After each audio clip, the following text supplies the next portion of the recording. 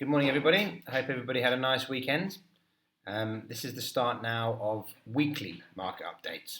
I appreciate that a lot of you are very busy, and although obviously it's important to know what's going on in the markets, perhaps having a rundown every day is a little bit overkill. I know a lot of you want to know where you are and want to know how things are going, but at the same time, having this sort of check-in once a week, I think is probably sufficient in that respect. So let's talk about what happened last week, and this is from Monday through to Friday. We saw the Dow up 3.4%, the Nasdaq up 2.4%, the FTSE up 1.2%, and the Nikkei up 1.4%. So as you can see, gains right across the board, as is normal at this time of year. We do see cyclical markets, and often the last quarter is by far the most positive performing quarter in most years, and again this is being proved once again. We have a continually very strong US dollar, which is only 1.06 now against the euro. There's some of the analysts out there believing it could actually reach 1 to 1, although I'm not sure that I believe that. And as I've mentioned to you before in previous briefings, I do think that if you're buying euros at this price now and you're looking at the longer term, then you are picking them up at good value. Sterling, US dollar is still strong at 1.51, although we haven't seen much movement. Japanese yen, 123, pretty flat. Chinese yuan, 6.4. Thai baht, 35.9.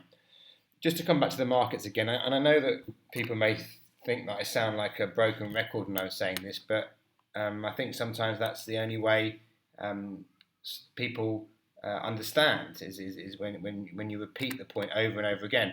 And to come back to my bundle of four that I always talk about in the Nasdaq market being Facebook, Apple, Google, and Microsoft, over the last week, up 4%, Nasdaq up 2.4%.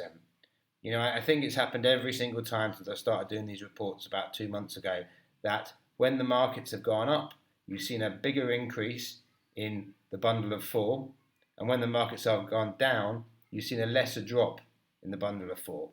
So, those four shares are shares that everybody in the world should own. If you don't own them, go and buy them tomorrow. I can help if you like. So the main story in the markets at the moment is all about the buyout between Pfizer and Allergan, making it the world's largest pharmaceutical company if it goes through, which it looks like it probably will do. This new company will generate revenue of $60 billion a year, which is 50% higher than its competitors. Again, having these giants out there in industries which are clearly going to grow, I think there's nothing wrong with having some exposure to these types of giants in the market. On the sporting front, we saw Rory McIlroy do very well in Dubai, winning that. I think I read somewhere it took his earnings to over £7 million for this year, and in the last 3 or 4 seasons, he's been making between £7 and £10 million just on earnings. Forget what he's making through his various sponsorships. And we had an interesting discussion in the pub on Saturday after playing golf, all about Tiger Woods in his day, and would he have dominated Rory, Jordan Spieth, and Jason Day in the same way that he dominated when he was in his pomp, sort of around about the turn of the century and certainly the first decade of this century. I think possibly. I think he was that good, and I think he had that ability to win time and time again. Although clearly it's subjective. One thing we did all agree was that we don't think Tiger's coming back anytime soon, and unfortunately, we're not going to be able to see that ever pan out. So my quote for the day comes from an old 18th century philosopher, a guy by the name of Edmund Burke, and one of his lines was, "If we command our wealth, we shall be rich and free. If our wealth commands us, we are poor indeed."